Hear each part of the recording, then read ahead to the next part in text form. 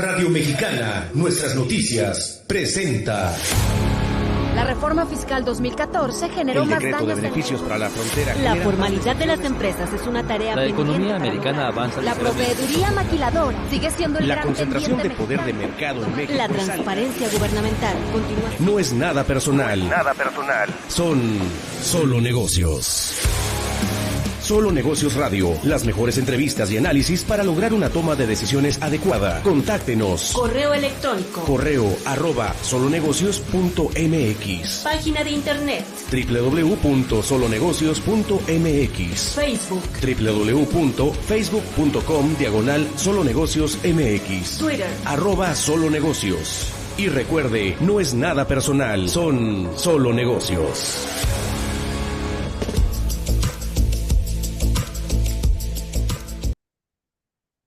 Hola, ¿cómo está? Mi nombre es Alejandro Sandoval, esto es Solo Negocios Radio, transmitiendo a través del 1300 de amplitud modulada en Ciudad Juárez, Chihuahua y áreas circunvecinas, al igual que por internet en Radio Mexicana, nuestras noticias 1300 AM, el fanpage de Facebook de nuestra estación de radio y por supuesto en el multiplex de redes sociales de Solo Negocios Multimedia y Solo Negocios Radio.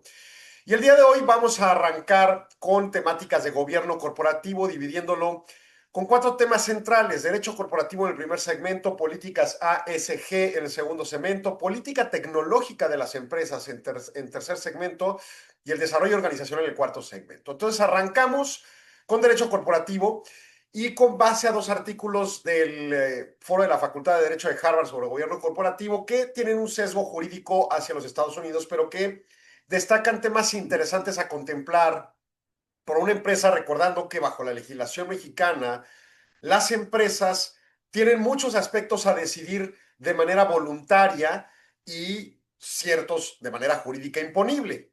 En estas voluntarias, en esta libre voluntad, que incluso la Corte lo reconoce en diferentes tesis aquí en nuestro país, pues podemos contemplar algunos de estos temas. Uno de los artículos es el de tendencias actuales de tasas de divulgación de alcance 3. ¿Qué es esto? Bueno, las empresas tienen que generar reportes, sobre todo las que están en la bolsa de valores, pero también las empresas ordinarias tienen que generar algunos tipos de reportes. Obviamente, por ejemplo, podemos pensar una declaración de impuestos, pero también existen reportes específicos, sobre todo los vinculados a gases de efecto invernadero para ciertas actividades económicas vinculadas a sus obligaciones, por ejemplo, en México con la Ley General de Equilibrio Ecológico y la Ley de Residuos, así como la parte correspondiente en legislaciones estatales o federales relativas al agua, en donde se tienen que emitir reportes, y en particular los de gases de efecto invernadero, pues vinculados a las leyes federales. En el caso de Estados Unidos y para ciertas empresas globales con diferentes jurisdicciones, pues hay un nivel, hay una serie de niveles pactados a través de acuerdos internacionales, por ejemplo los de alcance 3, donde se utilizan estructuras de datos específicos para la emisión de estos reportes. Entonces, si bien la gran mayoría de las empresas pueden decir, no me compete este tema, comprendamos las implicaciones para asimilar los alcances metodológicos de la divulgación. Bueno, el mecanismo del alcance 3 cuantifica el porcentaje de emisoras, de cuántas emisoras reportan estas emisiones y cómo varía de tamaño y subsector económico, desglosando 15 categorías del protocolo de gases de efecto invernadero, con énfasis en materiales por industria, y concluye que la estandarización, aseguramiento externo de la información de este alcance 3 se convierte en un insumo clave para el benchmarking, los análisis de materialidad y el diseño de estrategias de reducción de emisiones. ¿Benchmarking para qué? Para inversiones de capital, para empresas, fondos de inversión que van y buscan invertir o no en ciertas empresas, dependiendo su cumplimiento normativo ordinario, la ley imponible, o incluso exuberante, la parte de determinaciones extra que aporta la empresa a políticas ambientales. El texto es una base de memorándum de ISS Corporate y señala que la medición y reporte de emisiones de alcance 3 sigue siendo un reto técnico considerable para las empresas. Requieren cálculos, estimaciones y supuestos respecto a actividades que no están bajo control directo operativo de ellas. A pesar de esto, destaca que en los últimos años hay un avance importante en la calidad y frecuencia de las divulgaciones entre empresas muy grandes y prácticas de sostenibilidad más maduras, en donde asimilan la relevancia de disminuir, digo, no es gases de efecto invernadero, pero el tema de consumo de agua, el tema de residuos, sobre todo cuando son tóxicos, y en particular lo que confiere esta norma, el tema de gases de efecto invernadero. Con información de 8.231 emisoras globalmente por ISS analizadas, el artículo indica que alrededor del 29% reporta sus emisiones de alcance 3. Es un porcentaje que aumentó 48 puntos porcentuales en función de empresas de gran capitalización bursátil. Son empresas que tienen más de 10 mil millones de dólares de capitalización. Se menciona que las tasas de divulgación difieren en forma relevante entre sectores. Por ejemplo, las utility consumer staples o las inmobiliarias entre segmentos con mayores niveles de reporte. O sea, ciertos tipos subsectores tienden a hacer mejores reportes y van evolucionando. Además, hay evoluciones aceleradas. Ese 48% es una aceleración, ¿no? El análisis usa la taxonomía de protocolo de gases de efecto invernadero que clasifica emisiones de alcance 3 en 15 categorías asociadas a actividades de cadenas de valor. La empresa de ISS Corporate que hace el estudio analiza las divulgaciones de 2.394 empresas que reportan alcance 3 con prevalencia de categorías específicas y configuración sectorial de fuentes de emisiones. Los resultados, por ejemplo, muestran categorías de bienes adquiridos y servicios, categoría 1, 2, uso de productos vendidos, categoría 11, y representan una porción significativa de emisiones de alcance 3 reportadas. O sea, son como las dos categorías que más aportan este tipo de reportes. La materialidad varía por industria. Por ejemplo, el sector financiero destaca emisiones asociadas a inversiones, categoría 15, o servicios públicos, como la parte correspondiente de combustibles y actividades energéticas, categoría 3, o inmobiliario, en el de arrendamiento inmobiliario, categoría 3. El artículo incluye una tabla de síntesis con frecuencia con la que categoría de alcance 3 es revelada por cierto sector, evidenciando patrones diferenciados de riesgo climático en las cadenas de valor. La granularidad permite a las empresas identificar en qué eslabones de su actividad se concentra su huella de carbono de alcance 3 para priorizar la intervención en la determinación del Consejo de Administración.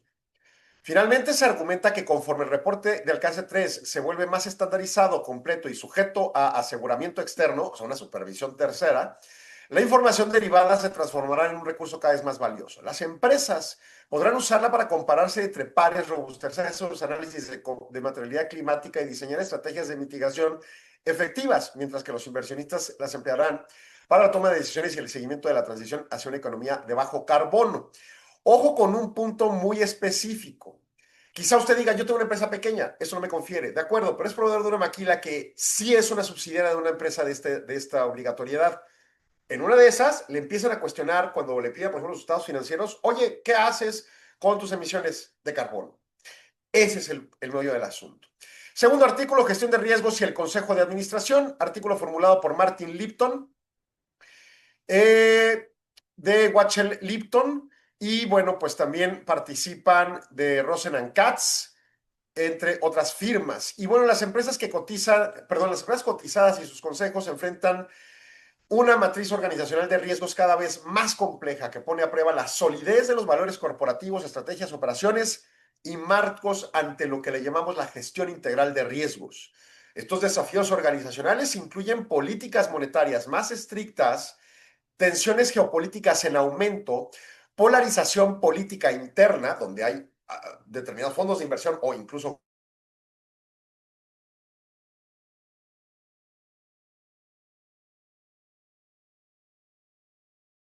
de inteligencia artificial generativa, entre otros. La complejidad del entorno en materia de riesgo, y vamos, es lo que hemos venido hablando, incertidumbre, incertidumbre, incertidumbre, persiste incluso si se intensifica en un contexto de políticas comerciales impredecibles, conflictos internacionales en curso y una recuperación económica global lenta. Un deber organizacional fundamental e ineludible del Consejo de Administración es la supervisión del proceso de gestión de riesgos de la empresa. El Consejo debe poseer la experiencia organizacional suficiente y dedicar el tiempo adecuado a esa función de supervisión, lo que implica revisar y aprobar el marco de gestión integral de riesgos implementado por la alta dirección. O sea, la alta dirección lo planea, lo aprueba el Consejo de Administración y este Consejo tiene que estar constantemente revisando su implementación. El Consejo tiene la responsabilidad de asegurar que ese marco esté estructurado apropiadamente, identificando, evaluando, gestionando y mitigando sobre todo los riesgos materiales y que esté totalmente integrado en una estrategia organizacional de la empresa. La Security and Exchange Commission en la Unión Americana refuerza activamente el mandato organizacional de la Junta al enfatizar que los miembros del Consejo no pueden depender pasivamente de la manera de existencia de un programa de gestión de riesgos. Ah, ya está el programa, pues órale, qué padre. No, encima del mismo. Los consejeros deben demostrar que han participado activamente en la adopción de medidas específicas para garantizar que el sistema de controles internos y la supervisión de riesgos de la empresa está razonablemente diseñado e implementados de manera efectiva a los efectos. La expectativa organizacional exige que el consejo se centre no solo en la gestión de riesgos, sino en lo que puedan implicar amenazas sistémicas emergentes. Oye, puede llegar otra pandemia, puede caer un asteroide, puede plantearse doble arancel, o sea, yo qué sé, ¿no? Un área particular de preocupación organizacional es la ciberseguridad, impulsada por el crecimiento de la inteligencia artificial agéntica y el aumento de ataques dirigidos tanto por actores criminales como patrocinadores de los estados.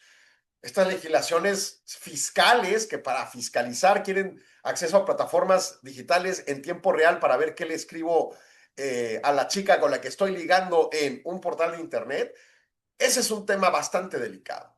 Las acciones regulatorias incluyen una orden ejecutiva y acuerdos de cumplimiento que está emitiendo el Departamento de Justicia de la Unión Americana, Comisión Federal de Comercio de la Unión Americana, subrayan la necesidad crítica de las empresas sobre los controles de ciberseguridad sólidos, especialmente en relación con proveedores externos. La responsabilidad del gobierno organizacional del Consejo se extiende a asegurar, durante una crisis, la alta dirección reciba información precisa y oportuna para la toma de decisiones fundamentadas. Recordando además que uno de los mecanismos de delegación de facultades tiene la vinculación del tema de que se le deleguen ciertas facultades al director general para toma de decisiones inminentes ante inminencia, porque el Consejo de Administración es más lento de reunirse. Entonces, en esa lógica, pues, el planteamiento, por un lado, de gas de efecto invernadero, por otro, de esta gestión de riesgos, llama a un Consejo de Administración que esté tomando las riendas conforme a normas imponibles, llámese ambientales o llámese de gobernanza, como las que plantea Security and Exchange Commission en la Unión Americana, y pues tomemos lo relevante para la actividad económica propia, aún siendo una empresa que no está obligada por estos criterios porque no estamos en Estados Unidos o porque no cotizamos en bolsa, etcétera. ¿Qué podemos tomar de decisión para hacer decisiones asertivas? Vamos a corte. No se vaya, siga en Solo Negocios. Regresamos, no se vaya. Continúe en Radio Mexicana 1300 AM con Solo Negocios Radio.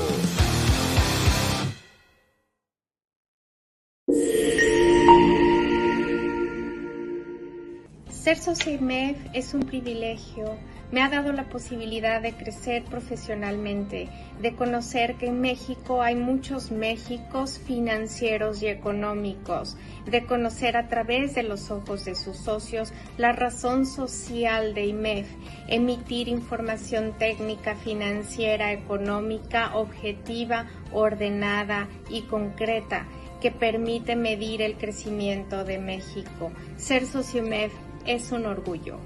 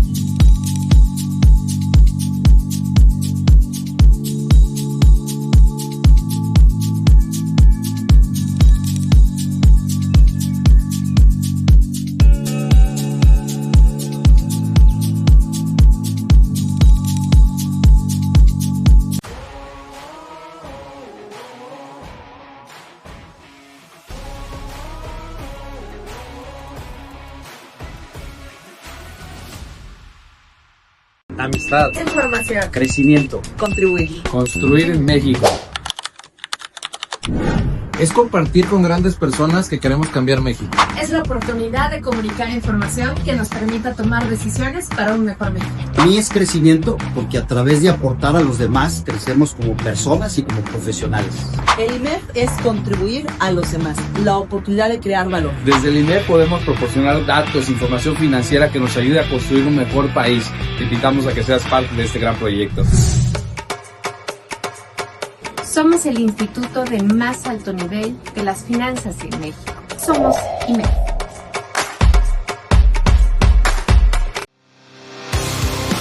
Continuamos en Solo Negocios Radio.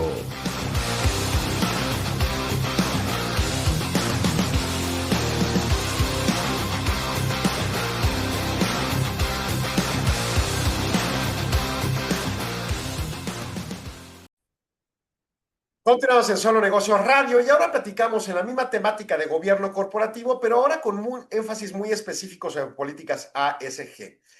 Primer artículo también del Foro de la Facultad de Derecho de Harvard sobre gobierno corporativo, analistas de renta variable, femenina y desempeño ambiental y social corporativo. Es un resumen ejecutivo formulado por Kai Lee de la Universidad de Columbia Británica, Zheng Mai de la Universidad de Iowa, Teng-Fei Shang de la Universidad de Rutgers y Gabriel Wong y Chelsea Yang. Y bueno, pues los analistas de renta variable son intermediarios clave en el mercado de capitales, conocidos por su capacidad para descubrir, producir información y monitorar el comportamiento de la gerencia. Este estudio es el primero de su tipo en explorar el papel de estos analistas mujeres en áreas específicas a través de su perspectiva de género. ¿Para qué sirven estos analistas? Ellos hacen un análisis, un trabajo de análisis sobre empresas que, por lógica, tienen renta variable, acciones con ganancias variables, y arrojan un flujo de información que es usada, por ejemplo, por los fondos de inversión o los inversionistas que se meten a portales de internet a invertir en acciones, incluso en escenarios de especulación, y utilizan flujos de información para su toma de decisiones. Esta es la información que se genera, pero hacen el análisis sobre quienes son mujeres como analistas. Motivado por la evidencia que sugiere que las mujeres tienden a poner un énfasis mayor en el bienestar de sus comunidades y el medio ambiente comparado con hombres analistas, el estudio examina si las analistas de renta variable femenina son más propensas para monitorar desempeños ambientales y de tipo social en las empresas, ¿no? O sea, ¿quién tiene un mayor sesgo de estos analistas para arrojar sus reportes con temas ASG que con temas solo rentables o de otro tipo, ¿no? El estudio encontró que las analistas femeninas son más efectivas para descubrir problemas ASG de las empresas que sus homólogos masculinos. Las diferencias de género en el impacto de los analistas provienen de varios factores. Ellas tienen mayor propensión a monitorar desempeños ASG en la óptica corporativa y a centrarse en los temas ASG generales. Además, ellas poseen habilidades superiores para comunicar temas ASG de una manera persuasiva y clara en comparación con los homólogos masculinos. El estudio también contribuye a la literatura de finanzas y contabilidad al emplear métodos de lingüística computacional para analizar grandes conjuntos de datos no estructurados. Introduce un nuevo enfoque de aprendizaje activo, que identifica ejemplos de capacitación específicos de un dominio a partir de conjunto de datos sustancialmente más grandes y diversos que los explorados anteriormente. Este enfoque, cuando se combina con un modelo de lenguaje grande previamente entrenado como FinBERT, demuestra una estrategia efectiva para clasificar texto con precisión, particularmente en situaciones en las que hay datos de entrenamiento limitados debido a un lenguaje y terminología especializados con diversos contextos. A ver, el quid del tema. Los fondos de inversión como ejemplo específico, llámese por ejemplo las Afores o los fondos de fondos como BlackRock, entre otros, pues toman sus decisiones en dónde invertir el dinero de sus accionistas de acuerdo a las políticas que construyen con sus accionistas en la asamblea de socios, en su gobierno corporativo. Y entonces, pues existen fondos que están estructurados para que sean solo verdes. Y entonces yo soy una persona muy preocupada por el medio ambiente y quiero invertir mi dinero, pero quiero que llegue a empresas que realmente se preocupen por temas verdes. O soy una persona, el individual accionista de estos fondos, que estoy muy preocupado por la discriminación y por los seres vulnerables y demás, y quiero que mi dinero solo llegue a empresas que hacen un trabajo extraordinario en materia social.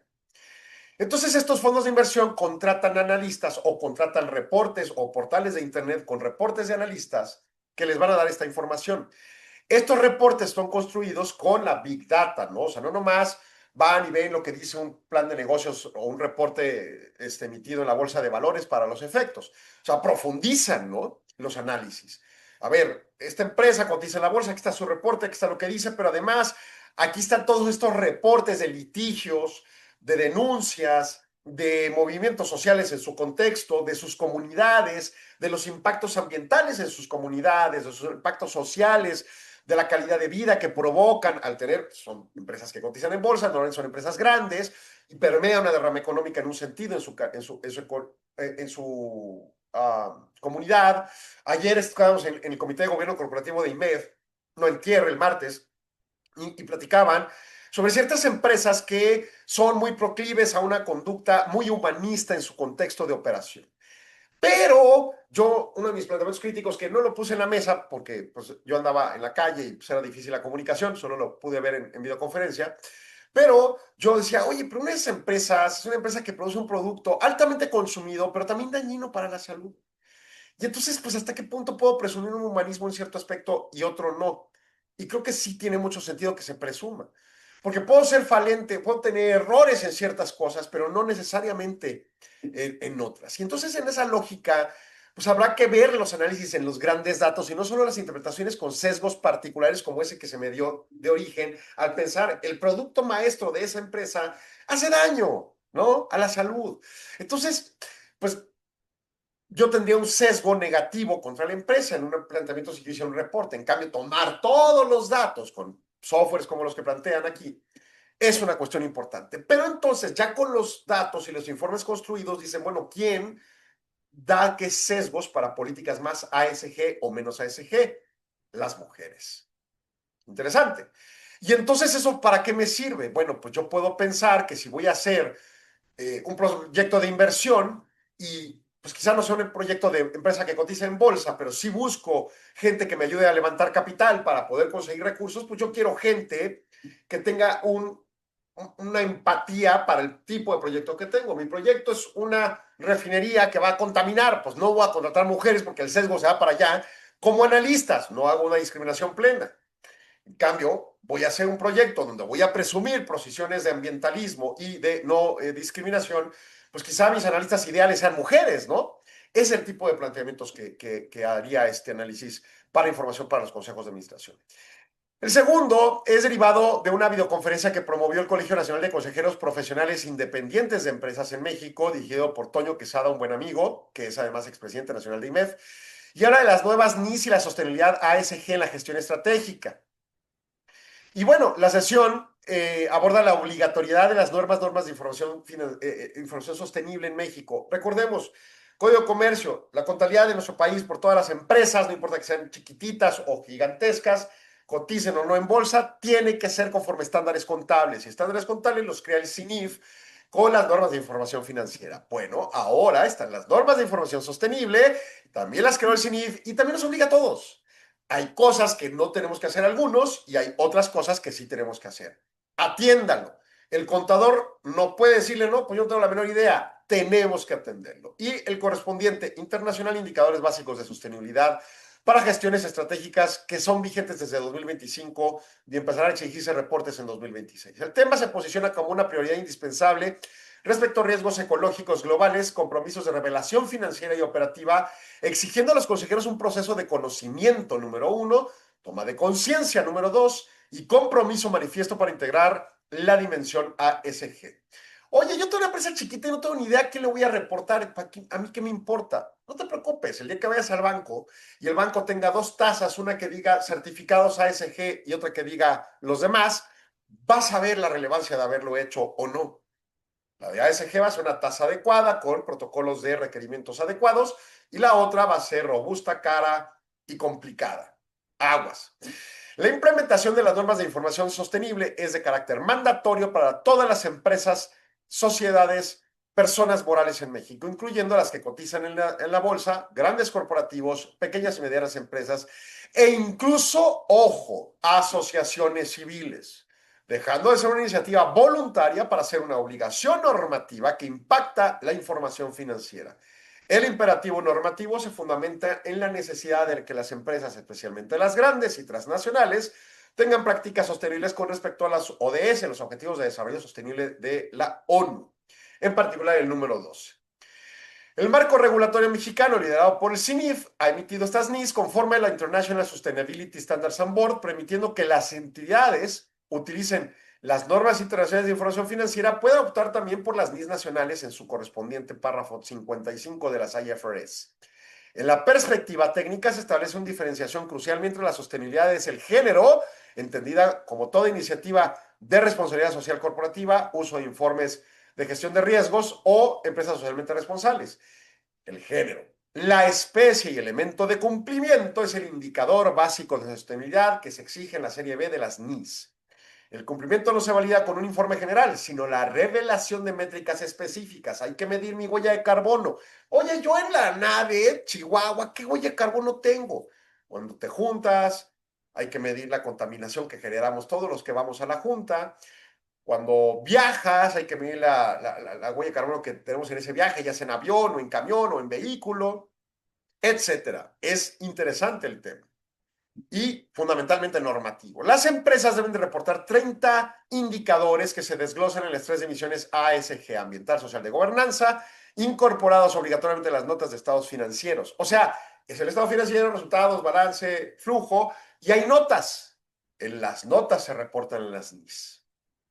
Al ser parte integral de la información financiera, su ausencia o presentación incompleta puede llevar consecuencias legales y operativas. Algunas internas con respecto a asamblea de socios, otras imponibles en terceros. El componente ambiental abarca 16 indicadores, enfocándose en métricas de impacto directo e indirecto como las emisiones de gases de efecto invernadero de los alcances 1, 2 y 3. ¿Se acuerdan los alcances 3 de hace ratito? Bueno, pues nosotros tenemos más obligación en 1 y 2, pero ahí está. Consumo energético, inversiones sostenibles, gestión del recurso hídrico, ingreso, reaprovechamiento, descargas de agua, especialmente en zonas de estrés hídrico desérticas. Juárez. Este indicador debe ser comparable año con año, buscando mejoras en 26 respecto a 2025. Las dimensiones sociales y de gobernanza hablan de capital humano interno y estructura de dirección. Los indicadores incluyen gestión de igualdad de oportunidades, brecha salarial, salud y seguridad en el trabajo. La gobernanza se enfoca en políticas de consejo de administración y la participación de mujeres consejeras, órganos de vigilancia independiente, política de administración de riesgos y ciberseguridad. El cumplimiento de revelación obligatoria genera riesgos significativos. Aunque los auditores no emitirán una salvedad directa por la falta de indicadores, la falta de notas puede considerarse contabilidad incompleta bajo Código de Comercio. ¿Y dónde más cree usted? Sí, yes it is. Código Fiscal de la Federación, revisado por el Servicio de Administración Tributaria. Seguramente no tiene la menor idea los funcionarios de estos temas, pero va a llegar, así que agárrese. Esto puede tener consecuencias severas, como que te cancelen la deducción de un CFDI que cumple materialidad y razón de negocios, pero no norma de información sostenible. El mercado ya solicita la implementación. La Asociación de Bancos empieza a construir sus productos financieros en los bancos, tomando en cuenta las NIS. Aguas, esto no es cotorreo, esto no es buena onda, soy bien verde, bien ambientalista y chichichi. No, aguas. Voy a corte, regreso en segundos. No se vaya, sigan Solo Negocios. Regresamos, no se vaya. Continúe en Radio Mexicana 1300 AM con Solo Negocios Radio.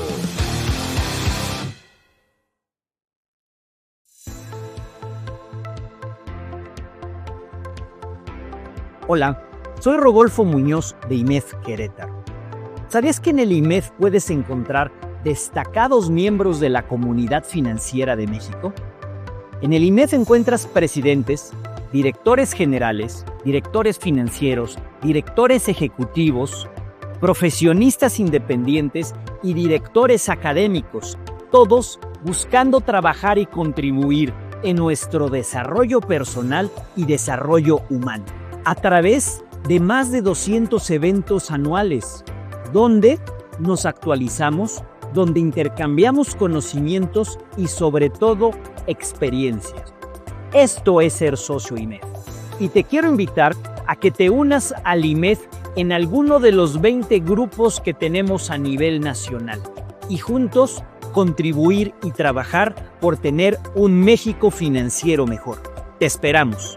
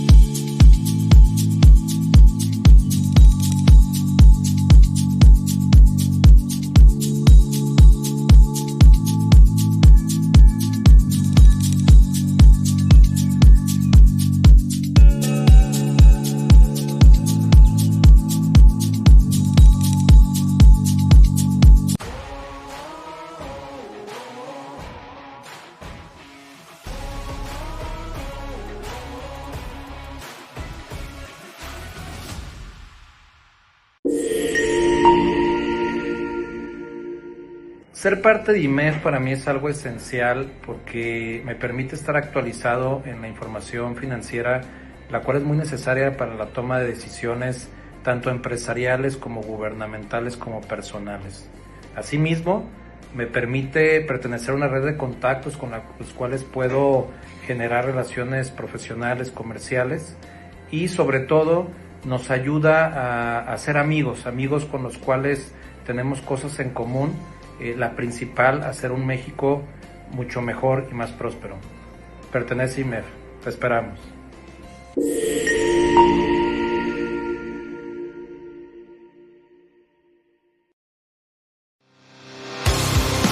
Continuamos en Solo Negocios Radio.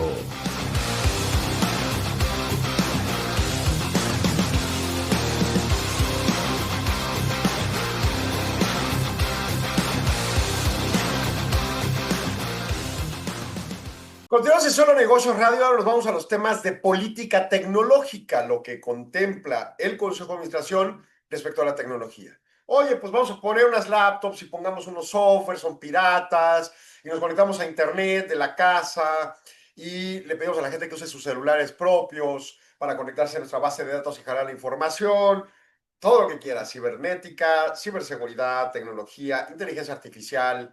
Subimos nuestros estados financieros y de repente aparecen ahí en Facebook Marketplace y demás, ¿no? Aguas. Vámonos, divulgación y supervisión cibernética, también foro de la Facultad de Derecho de Harvard.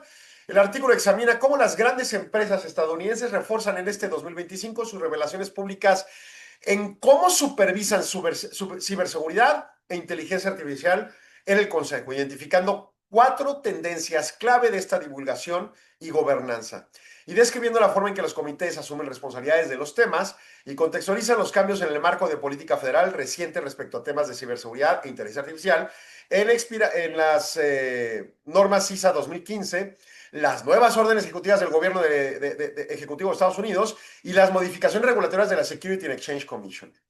Se expone que en este año las empresas estadounidenses han ampliado y profundizado significativamente las revelaciones sobre cómo sus consejos supervisan la ciberseguridad y la inteligencia artificial, pasando de menciones generales de riesgo tecnológico a marcos explícitos de gobernanza digital. Se observa un entorno en el que las amenazas cibernéticas, el uso interno de la inteligencia artificial generativa por los empleados y el uso de la inteligencia artificial para fortalecer defensa están impulsando a los consejos a formalizar estructuras de supervisión y reflejarlas en documentos públicos. A partir del análisis de documentos de gobierno corporativo, el artículo identifica 4 tendencias principales en las divulgaciones sobre supervisión de IA. Primero, cerca de la mitad de las empresas analizadas menciona de forma explícita el riesgo de inteligencia artificial en su marco de supervisión de riesgos, frente a un porcentaje cercano a una sexta parte del año anterior, y varias incluyen apartados específicos de gobernanza en inteligencia artificial. Entonces, reconocer que hay un riesgo en usar estas cosas. Y además que no sea contentillo. Oye, pues hay que la use, ¿qué importan? Aguas. En segundo lugar, un porcentaje creciente de emisoras destacan la experiencia en IA en las biografías de consejeros y matrices de habilidades, lo que indica que la competencia tecnológica se está institucionalizando como atributo relevante. Oye, en mi consejo de administración hay un consejero que no sabe ni prender la computadora. Ese señor o esa señora está a punto de quedarse sin jale. Punto. Los consejeros ya no solo deben saber de finanzas, derecho corporativo, derecho de empresa, administración de empresas, experiencia de sus mercados, comunicación, lo que quieran. Tienen que saber de tecnología. Ni modo.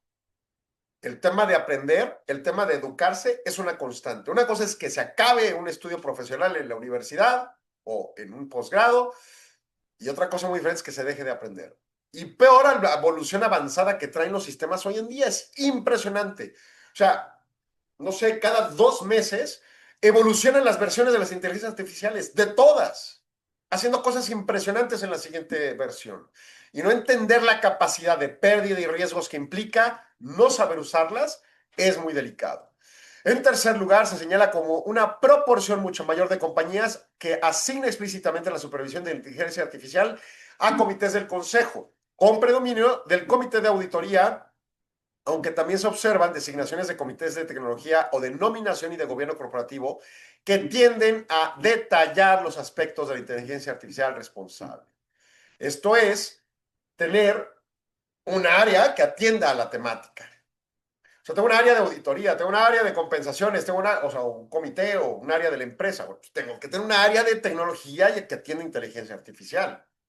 En cuarto lugar, un número creciente de reportes 10K de los modelos para Security and Exchange Commission. Obviamente, empresas que cotizan en bolsa incorporan la inteligencia artificial como factor de riesgo, separado, desglosando implicaciones regulatorias de ciberseguridad, operativas y reputacionales.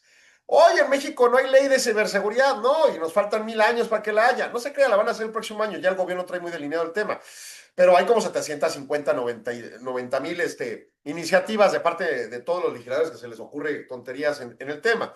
Tenemos que llegar a la cohesión y a fijar una. Pero mientras no la haya, hay que corresponsabilizarse nosotros solitos en nuestra propia empresa e imponer reglamentos. Aguas con el uso indiscriminado. El artículo describe, después de un entorno de política pública y regulación federal, que enmarca estas prácticas y plantea sobre la base del decreto 2015 del Cyber Security Information Sharing Act, el CISA 2015, que habilitaba el intercambio de información sobre amenazas cibernéticas con ciertas protecciones de responsabilidad, pero expiró el 30 de septiembre del 25. Y entonces el gobierno Trump emitió en junio del 25 una orden ejecutiva para fortalecer la ciberseguridad frente a amenazas externas, con énfasis en cadenas de suministro de software, uso de inteligencia artificial para prácticas de seguridad, ajustando órdenes ejecutivas de administraciones previas y eliminando directrices sobre identidades digitales. Se presenta el plan Winning the Race, America's AI Action Plan, estructurado en 3 pilares para acelerar la innovación de inteligencia artificial, desarrollar infraestructura de soporte y liderar la gobernanza internacional que incluye la creación de un centro de análisis y compartición de información sobre amenazas de inteligencia artificial. El texto enfatiza que los organismos reguladores también han modificado su postura. Por ejemplo, Paul Hopkins en la Security and Exchange Commission ha priorizado la facilitación de innovación y el acceso al mercado, retirando varias propuestas de reglas que buscaban imponer obligaciones de gestión sobre el riesgo cibernético y transparencia.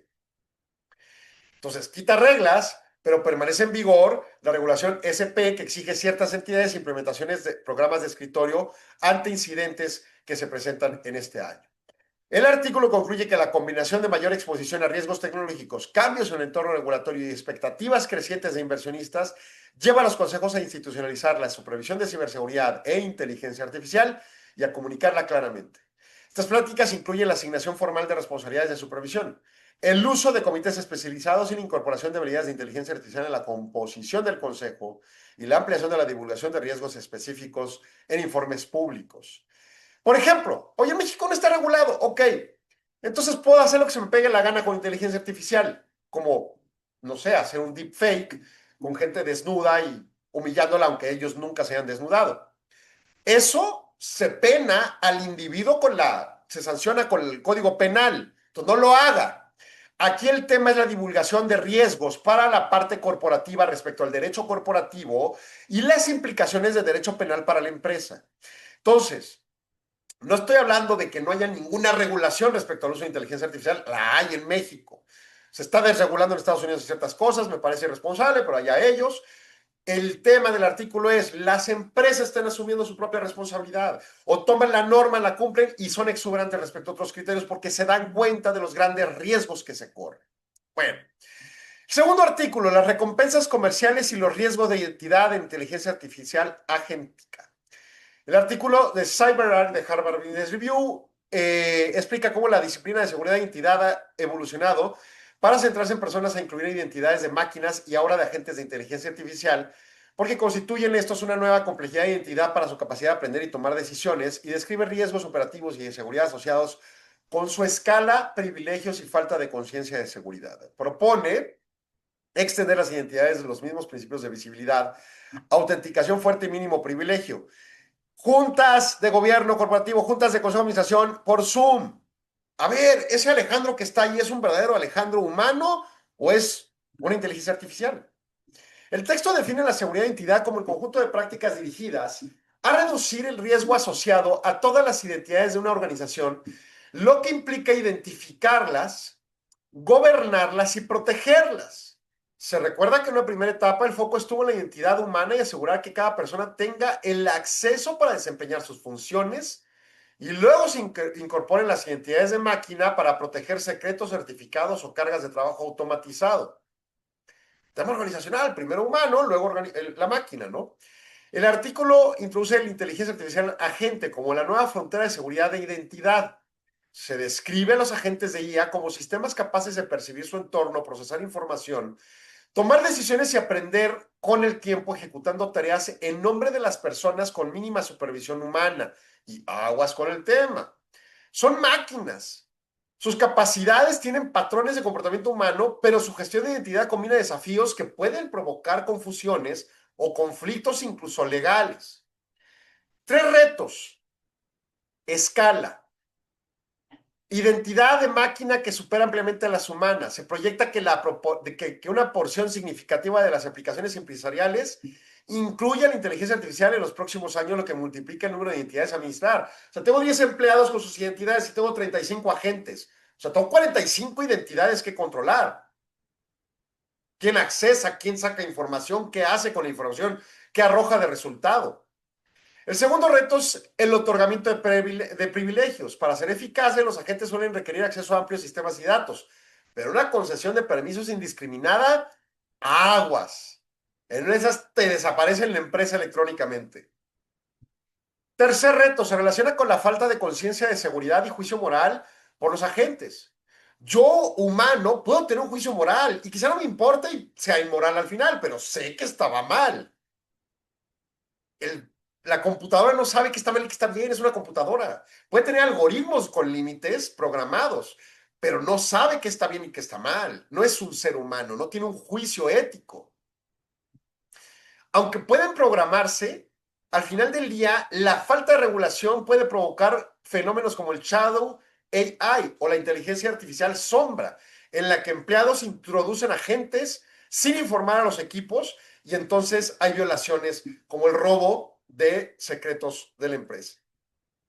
Se propone evolucionar la estrategia de seguridad de identidad para tratar a las identidades con inteligencia artificial con el mismo rigor aplicado a personas y máquinas, incluyendo visibilidad completa sobre las identidades de agentes, sus actividades, e implementar mecanismos robustos de autentificación y reforzar el principio mínimo de privilegio y de acceso justo a tiempo. Se menciona el modelo de contexto de protocolo como marco emergente para estandarizar comunicaciones entre agentes de IA y los componentes del sistema restantes.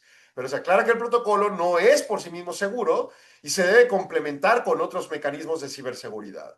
El texto concluye invitando a las organizaciones a revisar sus marcos actuales de seguridad e identidad y valorar su capacidad de adaptarse al crecimiento de las identidades de IA, tanto en número como en criticidad de los recursos a los que acceden. Como ejemplo de solución se presenta la plataforma de CyberArk para los efectos. Entonces, temazazo en los temas de tecnología. Aguas, empresas. Voy a corte, regresamos. Regresamos, no se vaya. Continúe en Radio Mexicana 1300 AM con Solo Negocios Radio.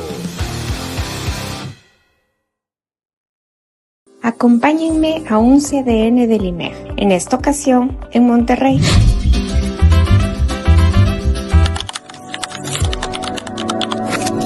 Como presidente nacional del IMEF, me reuní con el Consejo Directivo Nacional del Instituto.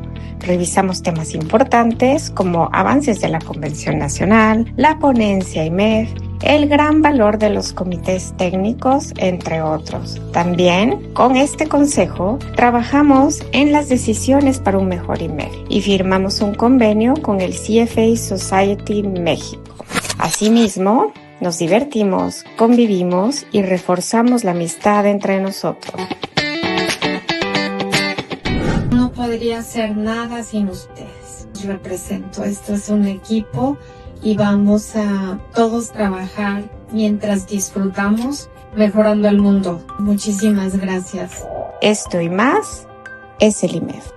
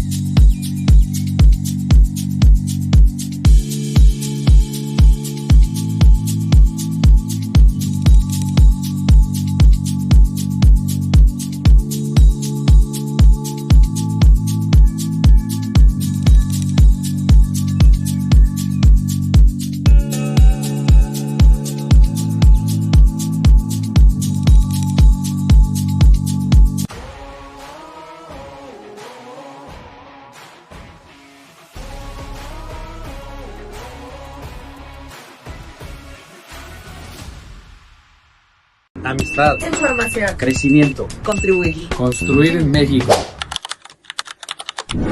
Es compartir con grandes personas que queremos cambiar México. Es la oportunidad de comunicar información que nos permita tomar decisiones para un mejor México. Para mí es crecimiento porque a través de aportar a los demás crecemos como personas y como profesionales. El IMEF es contribuir a los demás, la oportunidad de crear valor. Desde el IMEF podemos proporcionar datos, información financiera que nos ayude a construir un mejor país. Te invitamos a que seas parte de este gran proyecto. Somos el instituto de más alto nivel de las finanzas en México. Somos IMEF.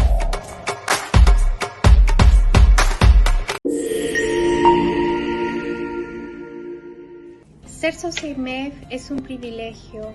Me ha dado la posibilidad de crecer profesionalmente, de conocer que en México hay muchos Méxicos financieros y económicos, de conocer a través de los ojos de sus socios la razón social de IMEF, emitir información técnica, financiera, económica, objetiva, ordenada y concreta, que permite medir el crecimiento de México. Ser socio IMEF es un orgullo.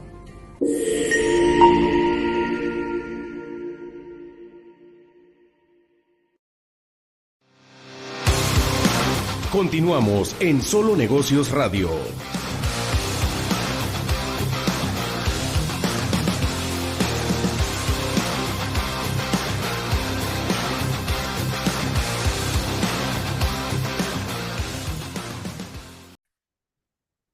Continuamos en Solo Negocios Radio, último segmento. Nos vamos a la temática de desarrollo organizacional, las decisiones respecto a capital humano. Y en su caso, también del Foro de la Facultad de Derecho de Harvard, el artículo El papel de la Junta de Administración en la remuneración de los directores ejecutivos y directores en general. El artículo estudia cómo los consejos de administración de las 110 empresas más grandes del Standard & Poor's 500 estructuran la gobernanza de remuneraciones del director general y consejeros no ejecutivos, analizando qué órgano aprueba el pago de este director ejecutivo, qué comité supervisa la compensación de los consejeros y cuáles son los argumentos de eficiencia, legitimidad, especialización y óptica de cada modelo, con la hibricidad correspondiente. El texto parte de que la fijación de la compensación del director general y de los consejeros no ejecutivos es una de las decisiones más visibles y estructuradas del Consejo, por lo que la forma en que se distribuyen y atribuyen entre el Pleno y los comités se convierte en un aspecto central del diseño de la gobernanza. O sea, los socios quieren saber cuánto ganan, cuánto destino para pagarle al director general para que haga lo que quiero que haga, y a los consejeros, ¿no? Y pues los demás estamos de chismosos con los reportes de la Securities and Exchange Commission y vemos cuánto ganan, ¿no? Para documentar las prácticas predominantes, las autores analizan las divulgaciones de gobierno corporativo de las 110 empresas más grandes del Standard & Poor's, con selección específica de cada sector de las más grandes. En materia de aprobación de compensación, se reporta que el 26% de las empresas para el director general exige que el Consejo apruebe el paquete retributivo con base en una recomendación del Comité de Compensaciones. O sea, el comité viene y dice, yo recomiendo esto, pero el Consejo decide. 72% otorga la autoridad final al propio Comité de Compensaciones. Ustedes decidan. Y me informan con reportes periódicos sobre la divulgación formal. Y solo 2% un esquema híbrido donde el Consejo aprueba el salario en base a la decisión hecha con los demás componentes formulados por el comité, como premios de productividad y otros, ¿no? El artículo explica que la aprobación por el Consejo Pleno refuerza la rendición de cuentas y la legitimidad ante accionistas, ya que cada consejero se pronuncia sobre una de las decisiones más visibles del gobierno corporativo y puede aportar su perspectiva estratégica a la discusión. Sin embargo, el modelo puede volverse operativo y técnicamente pesado cuando las estructuras de compensación son complejas, mil cálculos y determinantes y límites y sanciones y lo que corresponda. Existe el riesgo de que directores con menor familiaridad con temas retributivos se limiten a avalar de forma rutinaria el trabajo del comité. Por su parte, la delegación de la aprobación final al comité de compensaciones se presenta como esquema que privilegia la eficiencia y especialización, la concentración del análisis en un grupo reducido de consejeros con experiencia y acceso directo a asesores permite decisiones ágiles y técnicamente informadas, especialmente valiosas en los mercados de talento altamente competitivos. La contrapartida es una posible percepción de menor involucramiento del resto del Consejo y una concentración de los riesgos reputacionales y además legales en unos pocos integrantes. En cuanto a supervisiones de compensación del Consejo No Ejecutivo, el análisis muestra que el 57% de las empresas da esas funciones al Comité de Compensaciones y el 41% al Comité de Nominación y Gobierno. Pero el 97% el Consejo conserva la aprobación final. O sea, ellos mismos se definen sus ingresos, así como los senadores y diputados. ¡Ay, pues nos damos un aumento del 5% para que no nos veamos mal!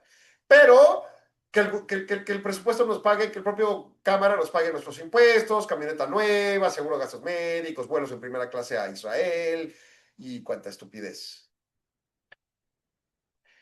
Cuando el Comité de Compensaciones lleva este asunto, se logra una mayor coherencia entre la filosofía retributiva aplicada a ejecutivos y a consejeros y se aprovecha la experiencia técnica en benchmarking y diseño de planes, pero se acentúan las preocupaciones potenciales, conflictos de interés y agendas recargadas. El modelo asigna la supervisión del Comité de Nominación y Gobierno y se justifica por el carácter estratégico de la estructura del Consejo y de la compensación como instrumento para atraer y retener talento independiente y calificado. Este comité suele tener una visión detallada de los roles y cargas de trabajo de los consejeros, presidentes de comité y consejeros líderes, lo que facilita calibrar la compensación con las responsabilidades asumidas. Además, se reduce la percepción de que la misma instancia que define los incentivos de alta dirección determine su propio pago. El artículo cierra señalando que algunos emisores adoptan estructuras combinadas como comités conjuntos de compensación y gobierno corporativo con esquemas minoritarios debido a la complejidad en ciertos temas que provocan conflicto, como coordinar las agendas y evitar solapamientos. La idea central es que no existe un modelo único óptimo, sino que los consejos eligen las estructuras que balancean la eficiencia operativa, legitimidad ante los inversionistas, especialización técnica y gestión de conflictos de interés. Está muy interesante este tema, pero yo me pregunto, ¿por qué nadie habla de que sean los socios los que digan? La asamblea de socios no dice nada. Está curioso, ¿no? Bueno, y el último artículo, Red Herring, propuestas de accionistas y elecciones de directivos. El artículo sostiene, aunque las propuestas de accionistas sobre temas ASG reciben gran atención pública y política, su impacto real suele ser limitado por su carácter no vinculante y baja incidencia, mientras que las elecciones de consejeros tienen efectos mucho más significativos en la gobernanza corporativa y analiza, en la gobernanza corporativa y analiza datos de aprobación histórica de consejeros, identifica escenarios en los que reciben apoyo por debajo de la mayoría y explica cómo los inversionistas pueden usar la votación en elecciones para expresar insatisfacción del desempeño financiero, que es lo que les interesa como principio, la supervisión de riesgos, incluyendo ESG, inteligencia artificial, ciberseguridad, y la estructura de liderazgo.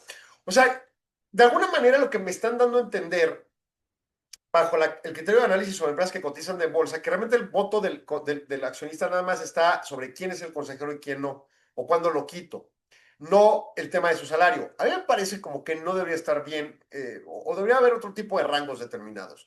Y será un análisis interesante de desarrollar. Me comprometo a trabajarlo. Pero lo que está ocurriendo es que más bien es una votación de la Asamblea de Socios para decidir si está o no está en base a esos criterios: desempeño financiero, supervisión de riesgos y estructura de liderazgo. Y entonces esto se basa en el memorándum de Edgar Jones Ratings Company, con propuestas de accionistas orientadas a promover medidas ambientales, sociales y de gobernanza, y en su caso las políticas DEI. Sin embargo, el artículo destaca que la mayoría de las propuestas de accionistas son precatorias, no vinculantes, y reciben niveles de modestos de apoyo, preventivas más bien, sería precautorias, perdón, era la palabra, y reciben niveles de modesto apoyo. Además, solo 2% de las propuestas presentadas en las empresas del Standard & Poor's 500 fueron de carácter ESG, contrastando con la percepción de que estas dominan la agenda de gobierno corporativo, que aumenta, en términos prácticos, las elecciones de consejeros son mecanismos de cambio más frecuentes y potenciales más efectivos. O sea, Estados Unidos está abandonando a ESG en cierta medida, pero no de manera plena. Los fondos siguen exigiéndolo y el resto del planeta sigue promoviéndolo. Entonces, pues, ok. Índice Russell 3000, otro índice de empresas que cotizan en bolsa, dice: entre 2015 y 2024 indica que los consejeros nominados por la administración históricamente fueron electos en márgenes amplios, con tasas de apoyo de rangos de 90%. Solo 42 consejeros por año, de entre decenas de miles, no obtuvieron mayoría de votos durante el periodo, lo que sugiere una combinación de una fuerte inercia en las votaciones y un uso limitado del canal por parte de los inversionistas. Ahora que también ocurre en Estados Unidos que muchas empresas tienen consejeros a los mismos dueños o fundadores de la empresa, ¿no? Y ese es todo un tema. Poco a poco se van profesionalizando, por supuesto, o sea, sí es algo que pasa, pero obviamente tiene un tema importante a la consideración. El texto subraya que los resultados son llamativos frente a la insatisfacción de inversionistas respecto al desempeño de rendimientos, la gestión ASG, la gestión de riesgos o la percepción sobre los consejeros y sus consejos. Hay una encuesta de Pricewaterhouse de 2025 en la que el 55% de los consejeros considera que al menos un colega debería ser reemplazado, lo que revela tensiones en las prácticas efectivas de las renovaciones y por la gente lo que opina entre sus grupos, consejo de administración. Hay dos escenarios en que los consejos nominados por la administración suelen recibir menos de 50% de apoyo. Procesos de compra hostil, cuando llega Paramount y quiere comprar a la fuerza Netflix, ejemplo. Como ejemplo se menciona el caso del director independiente de Netflix, que no obtuvo la mayoría de apoyo en la Asamblea 2025 por el registro de asistencia de solo el 50% de las reuniones del Consejo el año anterior. O sea, faltó mucho y pues dijeron, no, ya lo tenemos aquí. En la parte final del artículo describe cómo algunos inversionistas utilizan las elecciones de consejeros para enviar señales de insatisfacción. Entre factores que motivan sus votos en contra, pues sí, está el desempeño financiero débil, obviamente el dinero manda, ¿no? Percepciones de supervisión ineficaz, cuando no se responsabiliza la alta dirección ante un bajo desempeño. O conductas riesgosas, o los mismos riesgos ASG, o los otros de inteligencia artificial y ciberseguridad. Se sugiere que los inversionistas pueden dirigir su voto contra el presidente del consejo, el consejero independiente, o los presidentes de comités relevantes cuando perciban fallas en la gestión de riesgos ambientales u otros temas materiales. El mensaje central es que aunque las propuestas de accionistas son un canal legítimo de expresión, las elecciones de consejeros son los instrumentos más frecuentes y con mayor potencial para influir en la composición, comportamiento del consejo y que requieren atención del público y los participantes del mercado. Entonces, bueno, al primer artículo que habla de las compensaciones, aparentemente estas empresas que cotizan en bolsa ceden mucho al poder al propio consejo, ellos mismos se autoponen su sueldo como si fueran diputados y senadores, pero pues como ciudadanos mexicanos se supone, pues en la asamblea de socios tiene la pauta para determinar quién se queda y quién se va. En fin, es lo que tenemos el día de hoy, que la pase excelente, nos escuchamos mañana aquí en Solo Negocios Radio y Arturo, muchas gracias por tu apoyo. Hasta pronto. Amistad. Información. Crecimiento. Contribuir. Construir en México. Es compartir con grandes personas que queremos cambiar México. Es la oportunidad de comunicar información que nos permita tomar decisiones para un mejor México. Para mí es crecimiento porque a través de aportar a los demás crecemos como personas y como profesionales. El IMEF es contribuir a los demás, la oportunidad de crear valor. Desde el IMEF podemos proporcionar datos, información financiera que nos ayude a construir un mejor país. Te invitamos a que seas parte de este gran proyecto. Somos el instituto de más alto nivel de las finanzas en México. Somos IMEF. Acompáñenme a un CDN del IMEF, en esta ocasión en Monterrey.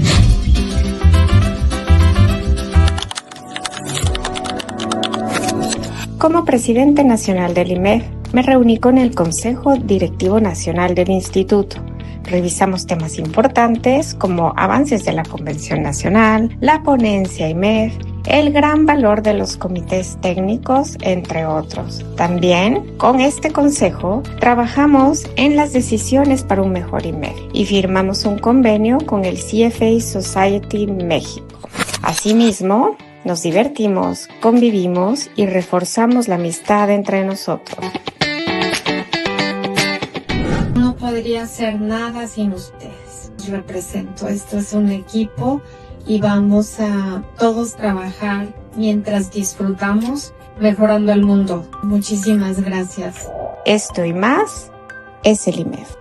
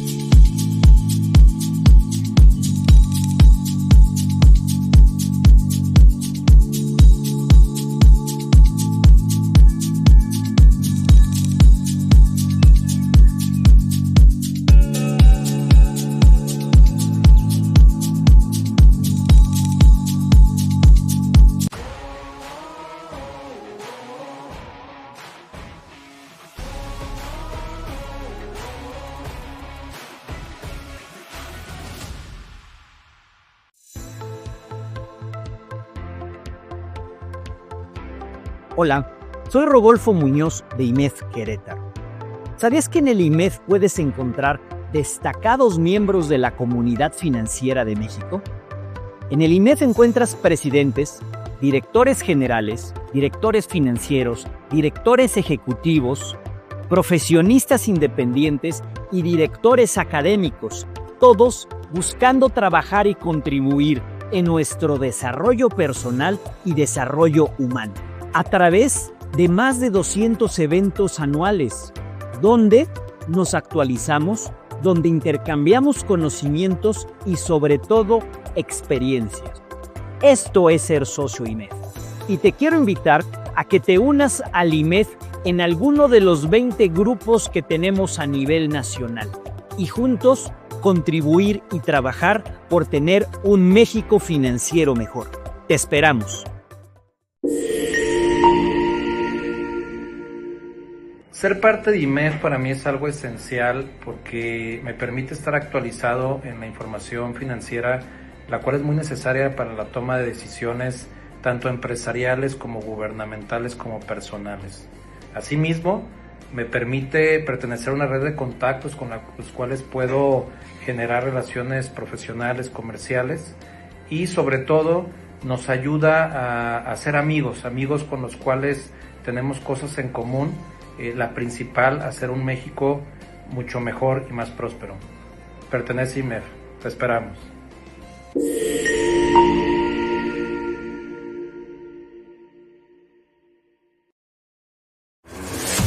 Agradecemos su atención. Nos escuchamos de lunes a viernes de 4 a 5 p.m. a través de Radio Mexicana 1300 AM. Contáctenos. Correo electrónico. correo@solonegocios.mx. Página de internet. www.solonegocios.mx. Facebook. www.facebook.com/solonegociosmx. Twitter.